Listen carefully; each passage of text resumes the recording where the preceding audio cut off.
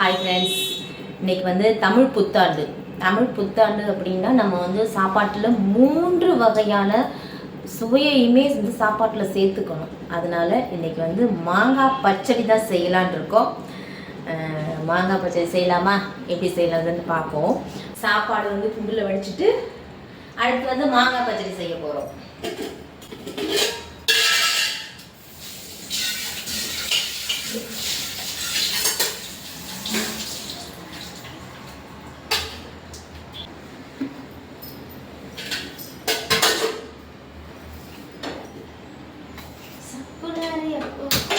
ஒலை கொதிக்கட்டும், அரிசி வந்து ஊறட்டும். அதுக்குள்ள நம்ம வந்து மாங்காயை கழுவிக்கலாம்.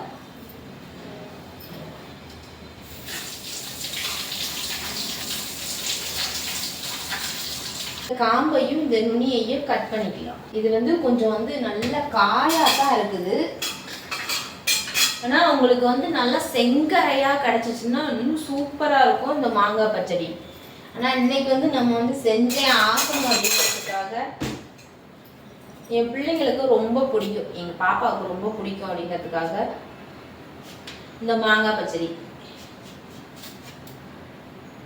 தோலை வந்து லைட்டாக சீவிட்டு பொடி பொடி பொடி பொடி பொடியாக நம்ம வந்து கட் பண்ணி வச்சுக்கலாம். தோலை வந்து கட் பண்ணினாலும் கட் பண்ணலாம், இல்லையா அப்படியே போட்டு செய்கிறதா இருந்தாலும் செய்யலாம், ஒன்றும் பிரச்சனை இல்லை. எண்ணெய் நமக்கு கொஞ்சம் வேகிறதுக்கு லேட் ஆகும். அந்த தோல் வந்து வாயில் நமக்கு அகப்பட்டுச்சு அப்படின்னா கொஞ்சம் மறுக்குன்னு இருக்கும், அவ்வளவுதான். ஏன்னா இப்போ தானே மாங்காய் சீசன், நமக்கு மாம்பழமே இப்போ தான் வந்துருக்குது, கொஞ்சமாக தான். அதுவும் பழம்லாம் பார்த்தீங்கன்னா ஒரு மாதிரி கல் வச்சு பழுக்கிறாப்புல தான் இருக்குது. ஒன்றும் இயற்கையாக நமக்கு வந்து பழுத்த மாம்பழம் மாதிரி தெரியல, பார்த்துக்கோங்க. செயற்கையான முறையில் பழுக்க வச்ச மாம்பழம் மாதிரி தான் தெரியுது. இன்னைக்கு தமிழ் புத்தாண்டுங்கிறதுக்காக முக்கணிகளை வைக்கணும் அப்படிங்கிறதுக்காக வாங்கிட்டு வந்திருந்த பழம். அப்போ பார்த்தோன்னா பழமே ஒன்றும் சரியில்லை, எல்லா இடத்துலையுமே அப்படி தான் இருக்கு. ஒரு மாதிரி கல் மாதிரியே இருக்குது பழம். ஆனால் உள்ள மட்டும்தான் குழப்பழம்னு இருக்கிறாப்ப தெரியுது. இப்போ வந்து இந்த மாதிரி தோல் சீவி எடுத்து வச்சுக்கிறோம். மாங்காயை அப்படி பொடி பொடியாக கட் பண்ணிக்கலாம்.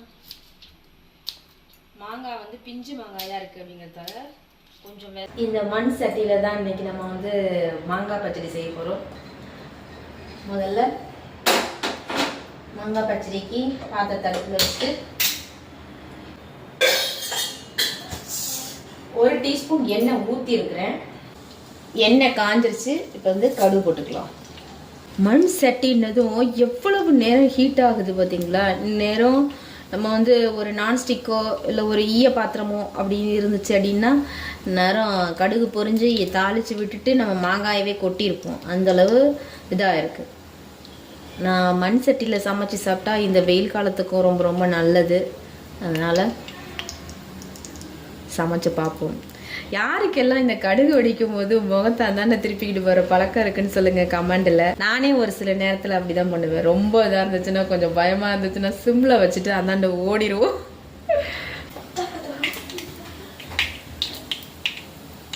இப்போ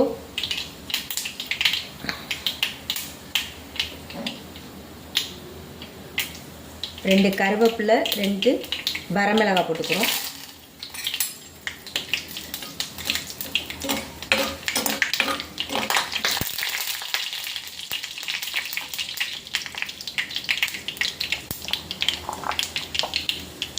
இப்போ மாங்காய் போட்டுக்கலாம்.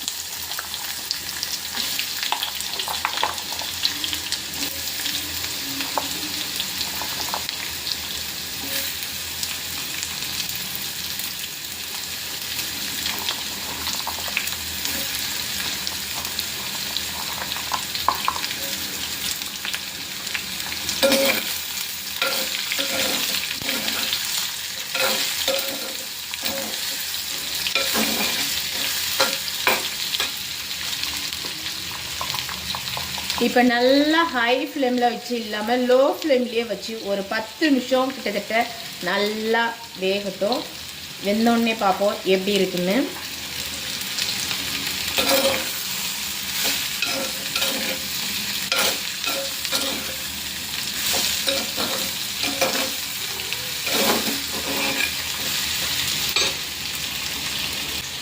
இது கூட ஒரு 1/4 டீஸ்பூன் மஞ்சத்தூள்,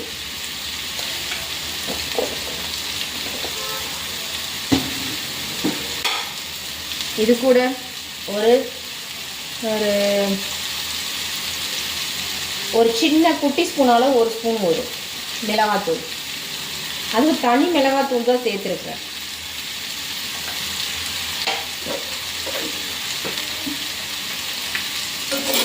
சேர்த்துட்டு நல்லா கிளறி விடுங்க.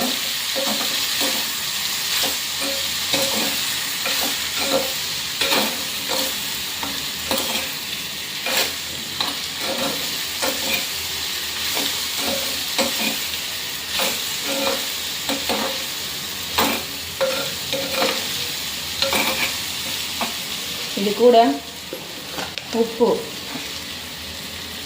எனக்கு வந்து இந்த கைப்பிடி அளவுலாம் ஸ்பூன் அளவு சொல்ல தெரியல, அதனால் கையளவு கரெக்டாக இருக்கும்.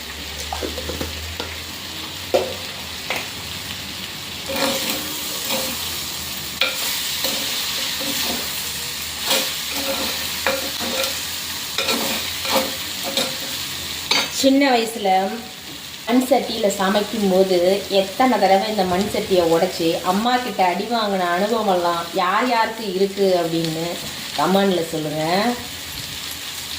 எனக்கு நிறைய இருக்குது அந்த அனுபவம். சாப்பாடு வடிக்க தெரியலன்னு ஒரு குத்து, வடிக்க தெரியலன்னு ஒரு குத்து, பருப்பு கடையில் அந்த கல் சட்டி இருக்கும், பருப்பு கடையிறதுக்குன்னே ஒரு கல் சட்டி வாங்கி வச்சுருப்பாங்க அப்போல்லாம். அந்த பருப்பு கடையில் சட்டியெல்லாம் கடைஞ்சிக்கிட்டே இருக்கும்போது டமார்னு உடஞ்சி பருப்பு 2ஆக உடையும். பருப்பு அப்படியே தனியாக அடியில் இருக்கும், அந்த சட்டி மட்டும் தனியாக விரிஞ்சு கீழே விழணும். அப்படியெல்லாம் ஒரு அனுபவம் இருக்குது எங்களுக்கு. ஆனால் இப்போ இருக்கிற பசங்களுக்கு அதெல்லாம் கிடையாது.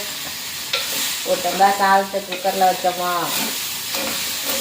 பருப்பை குக்கரில் வச்சோமா அப்படிங்கிறதால தான் சொல்ல முடியாத நோய்களும், முழங்கால் வலி, மூட்டு வலி, எல்லா பிரச்சனையும் உடனுக்குடன் வந்து கொண்டே இருக்கிறது இந்த நவீனமயமான காலகட்டத்தில். இப்போ 3/4 வெந்துருச்சு மாங்காய். சும்மா கொஞ்சமாக தண்ணி மட்டும் அப்படியே தெளித்து வெட்டிக்கிட்டீங்க அப்படின்னா இன்னும் சூப்பராக நல்லா கொலன்னு வெந்துடும்.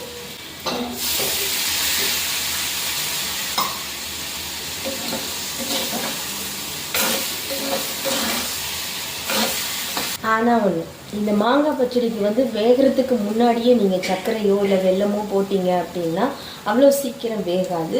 அதனால் ஒரு 1/2 பதனாச்சும் வெந்ததும் நீங்கள் மாங்காயோ இல்லை மாங்காய்க்கு தேவையான சர்க்கரையோ வெல்லமோ போட்டிங்க அப்படின்னா ரொம்ப சூப்பராக இருக்கும். பிள்ளைங்களும் நல்லா விரும்பி சாப்பிடுவாங்க. இதை வந்து ஒரு 2-3 நாள் கிட்டத்தட்ட வச்சு கூட சாப்பிட்லாம். வீணாக போகாது, வேஸ்ட்டாக ஆகாது. ஃப்ரிட்ஜில் கூட நீங்கள் ஸ்டோர் பண்ணி வச்சுக்கிறதா இருந்தாலும் வச்சுக்கலாம். இப்போது வெல்லம் வந்து பார்த்திங்கன்னா ஒரு தேவையான அளவு போட்டுக்கலாம். நமக்கு எவ்வளோ தேவைப்படுதோ, இனிப்பு வந்து அதிகமாக சாப்பிட்றவங்களும் இருப்பாங்க, கொஞ்சமாக சாப்பிட்றவங்களும் இருப்பாங்க. அப்படிங்கிற போது அவங்களுக்கு தேவையானதை போட்டுங்க. மேக்ஸிமம் கொஞ்சம் இனிப்பு அதிகமாக இருந்தால் தான் மாங்காய் பச்சடிக்கு செம்ம டேஸ்ட்டாக இருக்கும்.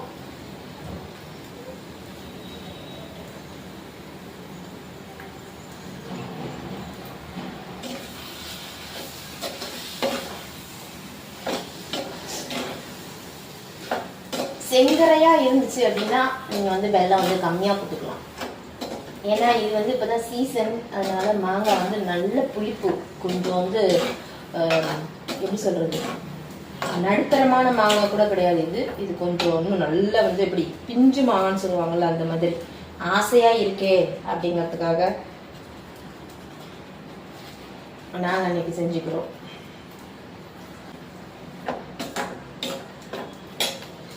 சோறு வந்துச்சா வெந்துருச்சா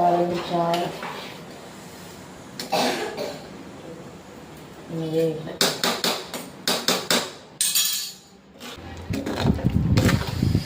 நல்லா டேஸ்டாக மாங்காய் வாசம். மாதா ஊட்டாத சோற்றை மாங்காய் ஊட்டுமா அப்படின்னு ஒரு பழமொழி. அதே மாதிரி இந்த மாங்காய் வந்து நமக்கு வந்து சின்ன குழந்தைங்கள்லேருந்து பெரியவங்க வரைக்கும் மாங்காய் அப்படின்னா அவ்வளோ ஒரு உயிர். மாங்காய் முருங்கைக்காய் போட்ட சாம்பார்லேருந்து மாங்காயில் வர்ற ஐட்டத்துலேருந்து எல்லாமே ரொம்ப ரொம்ப ரொம்ப ரொம்ப ரொம்ப உடம்புக்கும் நல்லது. மாங்காய் பிடிக்காதுன்னு சொல்கிற குழந்தைங்களுக்கு கூட இந்த மாதிரி கொடுத்தீங்க அப்படின்னா நல்லா சாப்பிடுவாங்க. நம்மளும் இதை பழைய சாதத்துக்கெல்லாம் தொட்டுக்கிட்டு சாப்பிட்லாம். பழைய சாதம், சாம்பார் சாதத்துக்கு, இல்லை சாப்பாட்டுக்கு, வெறும் வாயில் கூட, வெறும் இதாக கூட, ஸ்நாக்ஸாக கூட பிள்ளைங்கள்லாம் சாப்பிடுவோம். ரொம்ப சூப்பராக இருக்கும். ரொம்ப ரொம்ப சூப்பராக இருக்கும் பாருங்க. சட்டியில் சமைச்ச மாங்காய் பச்சடி எப்படி இருக்கு பார்ப்போமா? செம்ம சூப்பராக இருக்கு. ரொம்ப நாள் கழிச்சு மண் சட்டியில் சமைக்கிறது ரொம்ப சூப்பராக இருக்குது. அந்த மண் சட்டியோட வாசம் அப்படிங்கிறது ரொம்ப ரொம்ப சூப்பராக இருக்குது. நீங்களும் ட்ரை பண்ணி பாருங்கள். ஆஃப் பண்ணிடலாமா?